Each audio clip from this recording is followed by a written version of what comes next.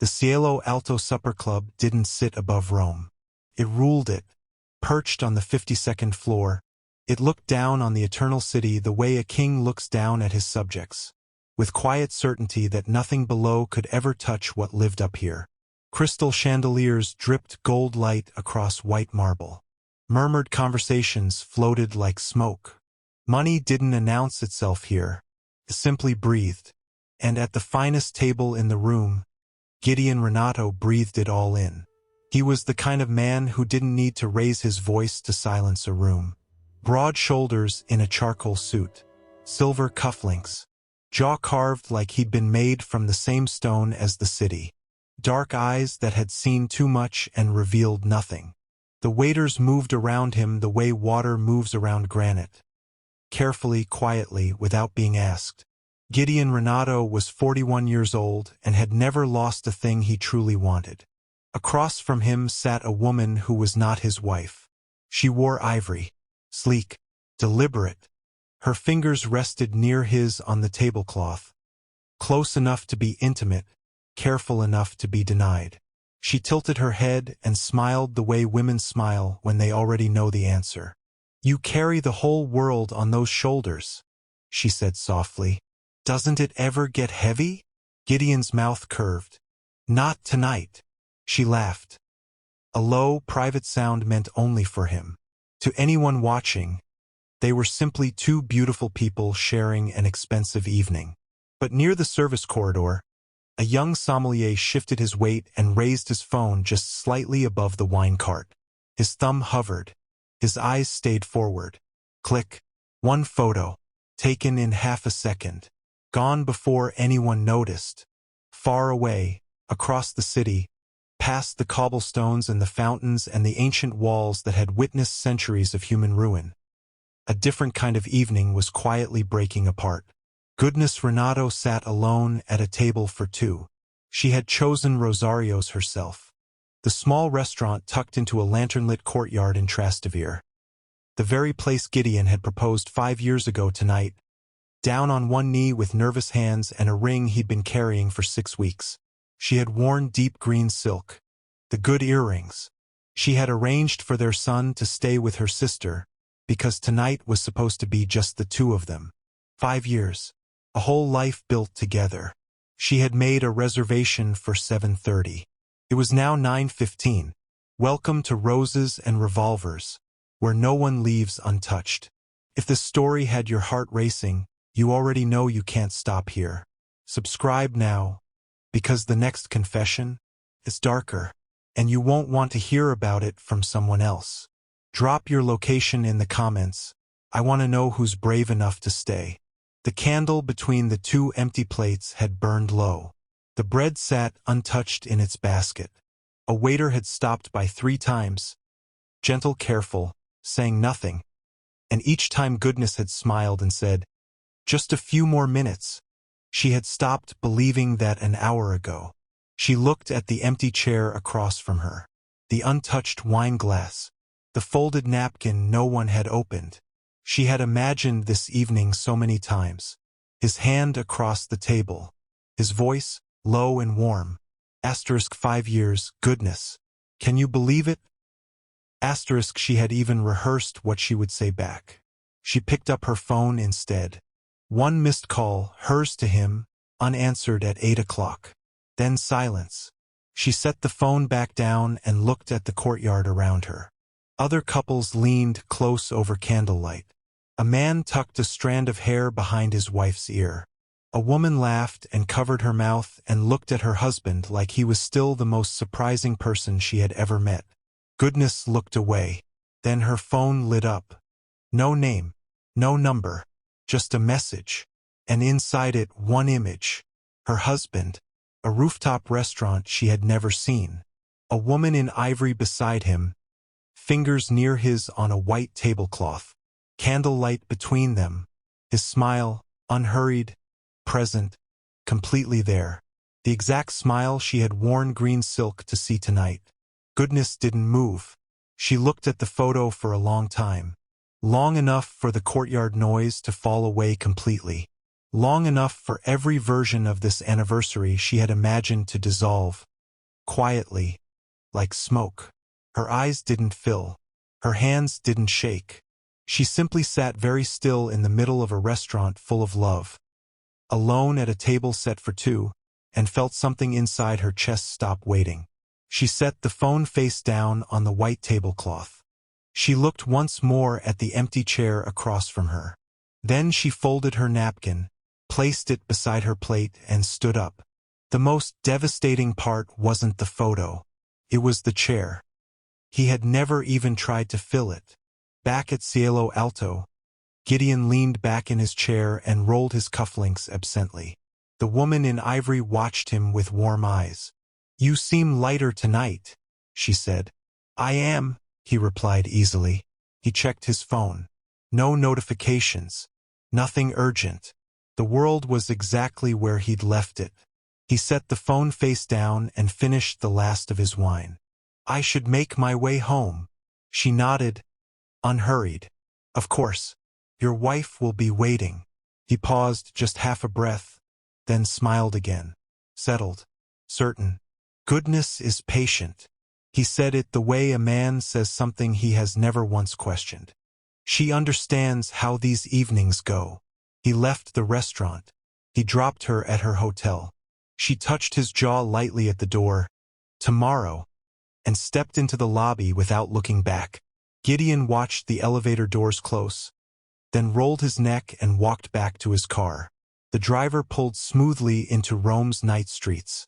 Gideon rested one arm against the window and watched the city lights blur past. Old city.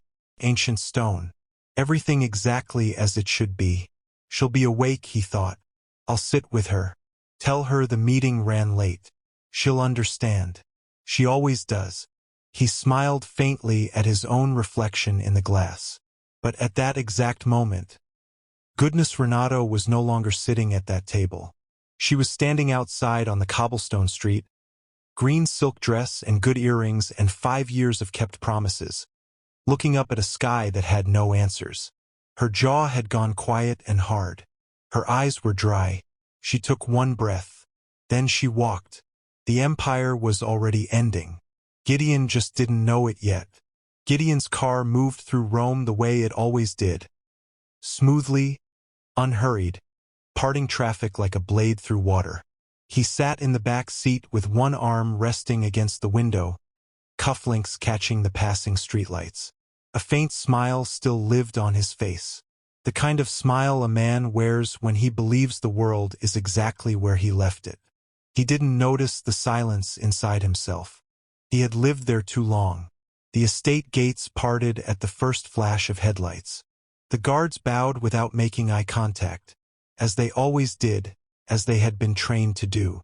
Gideon stepped out, jacket folded over one arm, and walked toward the front door. Then he stopped. No light spilled from the windows. No warmth pressed through the doorway. The house stood completely dark. Not the quiet of sleep, but something colder. The quiet of absence. He walked through the foyer calling her name. Nothing answered but his own echo. The kitchen cold. The sitting room untouched. He moved faster now, his footsteps sharp against the marble, room to room, calling a name that the house simply swallowed. Their son's room. Empty.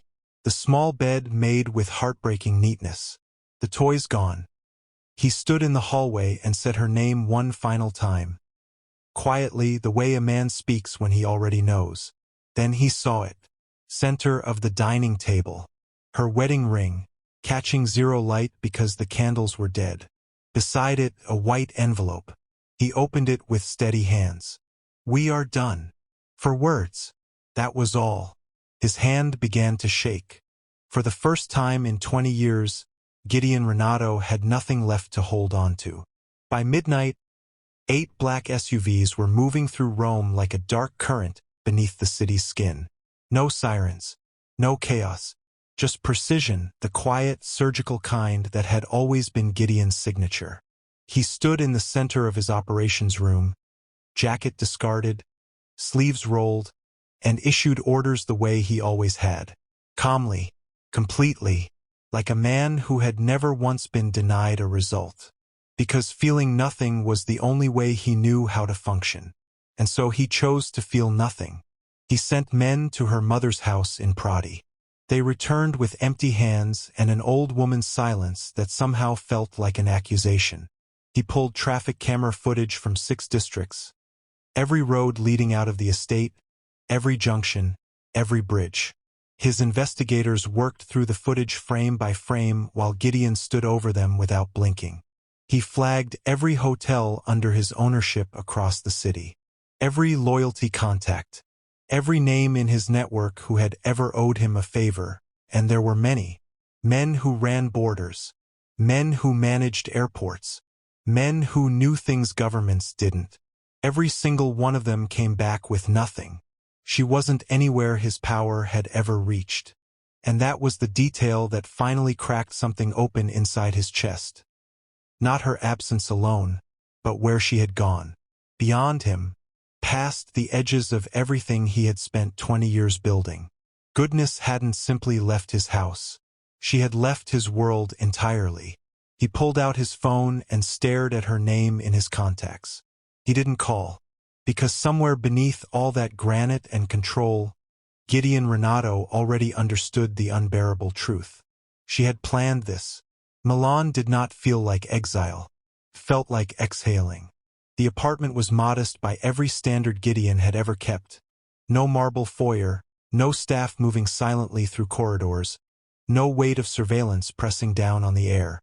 Just warm lamplight pooling across a small wooden table where Lucas sat with his mathematics book open, pencil turning slow circles against his chin the way he always did when he was thinking. Goodness sat beside him, helped him, smiled when he got it right. Her phone lit up on the counter behind her. Once, twice, a third time. Unknown numbers. She looked at it once, then turned it face down, and returned her attention to her son. Some silences, she had learned, were not empty. They were chosen. By morning she had dressed carefully, kissed Luca's forehead, and walked into a glass conference room across the city where 3 investors sat waiting. Men she had cultivated quietly, patiently, across 4 years of conversations Gideon had never thought to notice. She had never been loud about it. She had never needed to be. She spoke. They listened. And when she rose from that table an hour later, she carried signed papers in her hands that made something real what had only ever lived inside her. The Renato Women's Foundation, registered under her name. Hers alone. No one had given it to her. She had simply been ready when she arrived. That was the thing about Goodness that Gideon, for all his power and all his network and all his men moving through Rome like a dark current, had never once understood. She had not run from him. She had been walking toward this all along. Don't forget to hit the subscribe button and comment where you are watching from. Rome had not changed. That was the problem. The board meetings continued. The numbers were presented. Decisions were made and ratified and signed. Gideon sat at the head of the table where he had always sat, jacket immaculate, jaw set, eyes fixed on some middle distance that had nothing to do with quarterly projections. His men spoke. He heard sounds.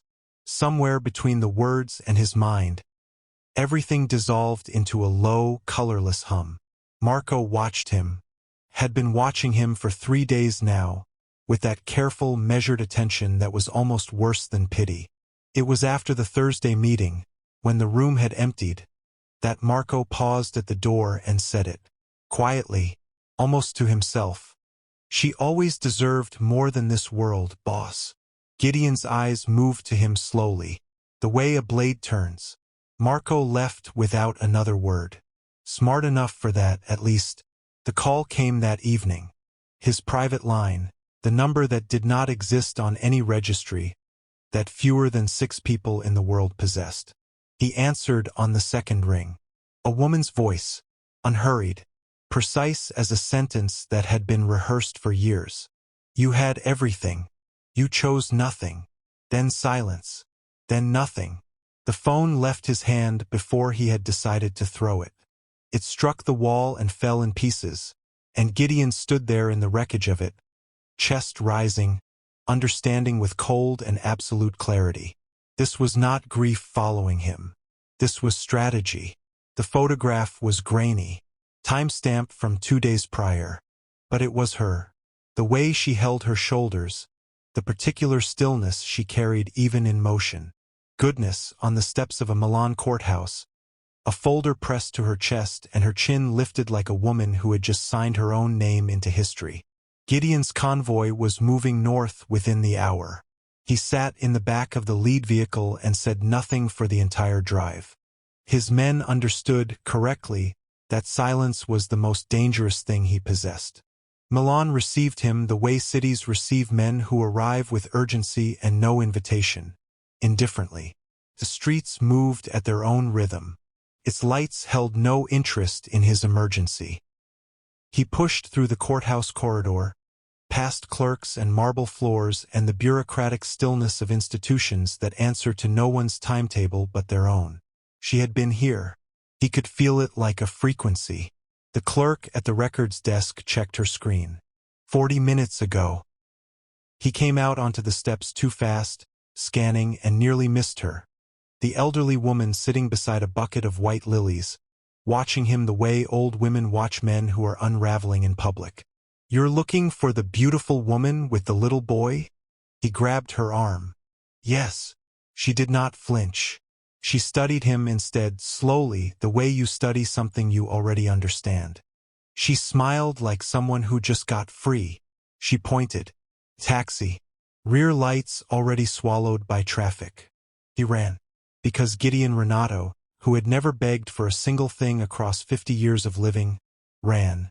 And still arrived at nothing but open road and the particular cruelty of a city that had already chosen her side. The financial trail had not been hidden. That was the thing that stopped him on the pavement when he first understood it. She had not concealed the foundation's launch. She had simply not invited him. The venue was all glass and warm light, the kind that made everything inside look like something worth protecting. Gideon stood across the street in the January cold with no convoy, no lieutenants, no architecture of power surrounding him. Just a man in a dark coat, watching through floor-to-ceiling windows as his wife stood at a podium and held a room. She was luminous. That was the only word. Not performing. Not surviving. Completely, devastatingly herself. The version of her he had always been too occupied to look at directly. Luca sat in the front row. Chin up. Proud in the uncomplicated way only children can be proud. Gideon crossed the street. She saw him through the glass before he reached the door.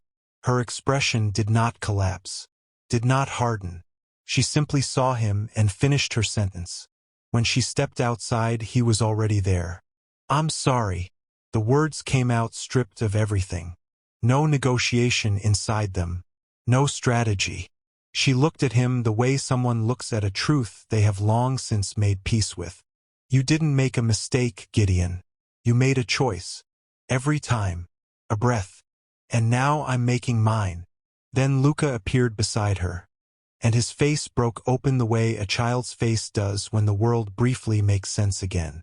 "Daddy." One word. One step forward. Goodness reached down and took their son's hand. Gently. Without anger. "Not yet." 2 words. And they hit him somewhere no enemy had ever reached because they didn't close a door. They simply told him, with absolute clarity, that the door was no longer his to open. He did not call after her. That was the thing that would stay with him longest. Not her words, not Luca's voice, but the discovery that he had nothing left to say. No command rose to his lips. No offer assembled itself behind his eyes. For the first time in 20 years, Gideon Renato stood on a pavement in the cold and was simply empty. He looked up. Above the entrance, etched clean into pale stone, her name. Not his. Not the dynasty he had spent everything constructing. Hers. And beneath it, the quiet, devastating evidence of what she had built while he had been busy believing that power was the same thing as presence. It was not. He understood that now. Far too late and far too clearly. The dining room at the estate felt like a museum of a life no longer being lived. Her chair held its emptiness like a statement. The candles she had always lit, the small, unhurried ritual he had never once acknowledged, sat cold in their holders. He found the white envelope where he had left it. Read the last line again, the way you press a bruise to confirm it is real. The man I loved still exists somewhere, but I can't wait any longer for him to find himself. He folded it slowly, precisely, the way a man handles the only thing left that matters. Outside, rain began to fall over Rome. He picked up his phone. Marco. His voice was quiet, stripped. I need the truth. All of it. The silence on the line was long enough to mean something. Then Marco spoke, and everything Gideon thought he had built began, finally, to tell him what it had actually cost.